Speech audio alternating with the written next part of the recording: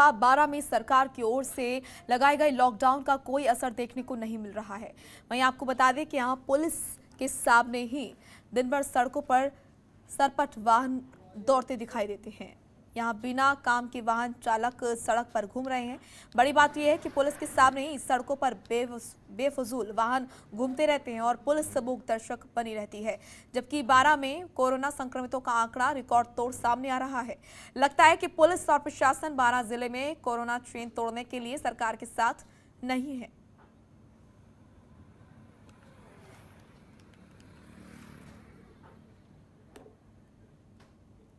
तो अजमेर के यहाँ पर ऐसे अनेक गांव हैं जहां पर ग्रामीणों के पास ना ही स्मार्टफोन है और ना ही वो पढ़े लिखे हैं और बिना रजिस्ट्रेशन के वैक्सीनेशन संभव नहीं है। जिले में पॉजिटिविटी रेट लगातार बढ़ता हुआ नजर आ रहा है और 500 के पार आंकड़ा पहुंच चुका है। वहीं शहर के साथ साथ अब ग्रामीण अंचलों में भी कोरोना ने पांव पसार लिए हैं और कोरोना के मरीजों की संख्या में लगातार इजाफा देखने को मिल रहा है। सूबे के चिकित्सा मंत्री रघु शर्मा के गृह जिले अजमेर से सटे गांव अजयसर में कोरोना वैक्सीनेशन को लेकर ग्रामीणों के चेहरों पर चिंता की लकीरें हैं। अनपढ़ होने का अभाव और दूसरा ये कि गांव के लोगों के पास स्मार्टफोन नहीं है, जिससे उनको रजिस्ट्रेशन कराने में समस्या का सामना करना पड़ रहा है।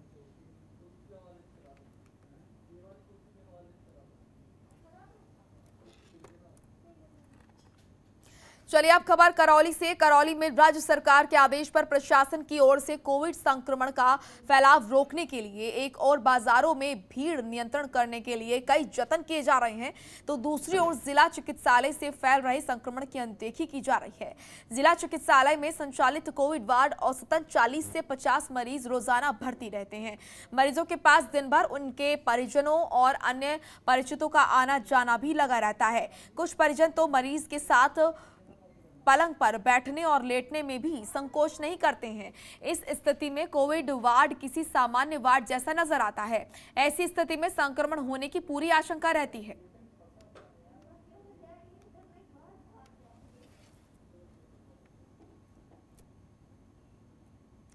तो वहीं टोंक शहर के घंटाघर चौराहे पर बीजेपी की जिला इकाई ने लोगों को आयुर्वेदिक काढ़ा पिलाया। शहर बीजेपी अध्यक्ष राजेंद्र पराना और ओबीसी जिला संयोजक राजेंद्र उर्फ बबलू टेंकर समेत बीजेपी कार्यकर्ताओं ने स्टॉल लगाकर पुलिस कर्मी, चिकित्सा कर्मी और सब्जी बेचने वाले लोगों को कोरोना से बचाव के लिए काढ़ा पिलाया।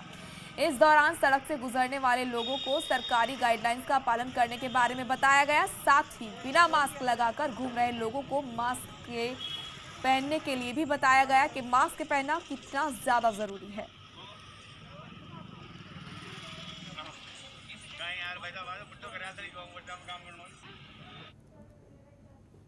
चलिए आप खबर हनुमानगढ़ से, जहां पर हनुमानगढ़ में कोरोना की दूसरी लहर के बीच जिले के पहले ऑक्सीजन प्लांट विकास मेडिकल गैसेज के जंक्शन के रीको फेज द्वितीय का शुभारंभ किया गया। इस दौरान हनुमानगढ़ विधायक चौधरी विनोद कुमार नौहर, विधायक अमित चाचड़ और जिला कलेक्टर नथमल डिडेल उपस्थित रहे। वहीं विधायक चौधरी विनोद कुमार ने कहा कि हनुमानगढ़ जिला कलेक्टर नथमल डिडेल का कार्य यहाँ पर सराहनीय है और जिले में ऑक्सीजन प्लांट शुरू होने से जिले भर के कोरोना मरीजों को बड़ी राहत मिलेगी।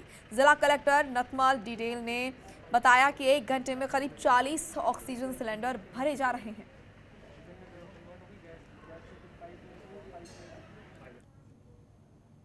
वहीं जयपुर के कोटपुतली में सबसे बड़े राजकीय बीडीएम जिला चिकित्सालय में नर्सिंग कर्मी रमाकांत यादव ने मदद की। नर्सिंग कर्मी चिकित्सालय में तो अपनी ड्यूटी निभा ही रहे हैं, उसके साथ ही उन्होंने ड्यूटी के दौरान कई बार ऐसा देखा कि ऑक्सीजन प्लांट में ज्यादा दबाव होने की वजह से वो बंद हो जाता था और खाली सिलेंडर न होने की वजह से मरीजों तक समय पर ऑक्सीजन नहीं मिल पा रहा था। इसके चलते उन्होंने इस बात के बारे में विचार किया और सोचा क्यों ना नौकरी के साथ साथ जनसेवा भी की जाए।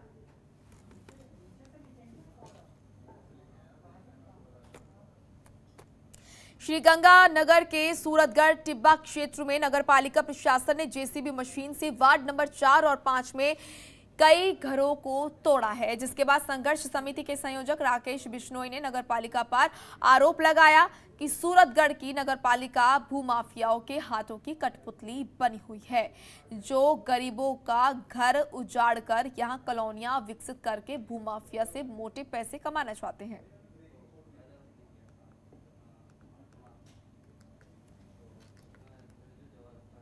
वहीं किशनगढ़ बास में कोरोना महामारी को लेकर लोगों को जागरूक करने के लिए विधायक दीपचंद खैरिया और विकास अधिकारी नंदलाल शर्मा ने 4 रथों को हरी झंडी दिखाकर रवाना किया।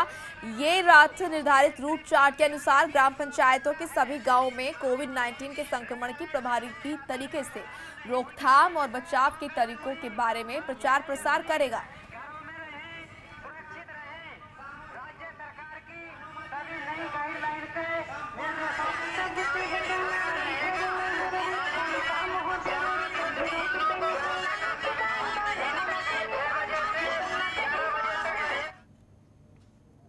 तो वहीं अलवर में कोरोना अपनी रफ्तार पकड़ता नजर आ रहा है, जिसके चलते मौतों का आंकड़ा भी बढ़ता जा रहा है।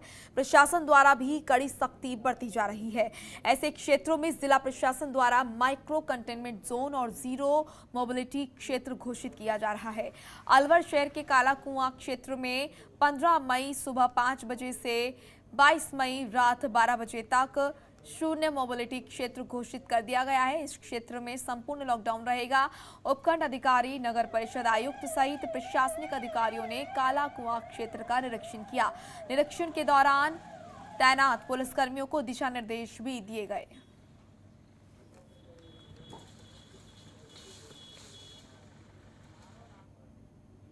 तो सीकर में 900 लोगों की आबादी के ग्राम बीकमसरा में अब तक के एक पॉजिटिव केस नहीं है।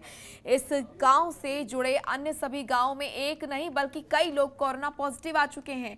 पूर्व पंचायत समिति सदस्य विकास भास्कर ने बताया कि कोविड-19 की पहली लहर और अब दूसरी लहर में भी कोई व्यक्ति पॉजिटिव नहीं आया है। इसका कारण वो बताते हैं कि गाँव के व्यक्ति अपने स्वास्थ्य के प्रति पूरी तरह सतर्क हैं।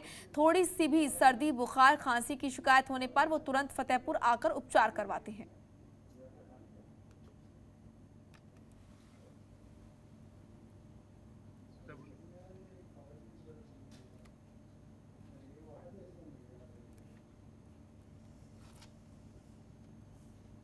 तो वहीं बीकानेर में नहरबंदी के चलते पेयजल संकट गहराता जा रहा है।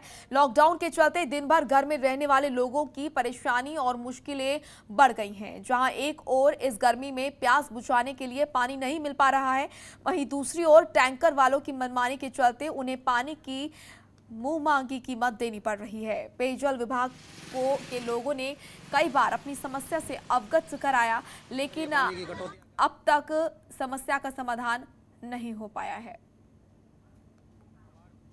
ये देखिए मेरे प्यारे बीकानेर वासियों, पानी की किल्लत प्रशासन को पता नहीं, प्रशासन आम आदमी से चाहता क्या है। तो वहीं अलवर के शिवाजी पार्क के बीच पानी की टंकी जर्जर हालत में है। इसमें से पानी लगातार बह रहा है, जिस कारण बड़े हादसे की आशंका बनी हुई है। लोगों का कहना है कि इस टंकी का निर्माण करीब 40 साल पहले हुआ था। टंकी में जितना पानी भरता है उतना ही मात्रा में पानी जमीन पर गिरता रहता है। टंकी के आसपास गंदगी जैसा माहौल बना हुआ है, जिससे मच्छर पनप रहे हैं। लोगों का कहना है कि कई बार जलदाय विभाग को शिकायत भी की गई, लेकिन कोई समाधान नहीं हुआ। लेकिन अब पानी की टंकी से गिरे पत्थरों से आसपास के लोगों में डर का माहौल है।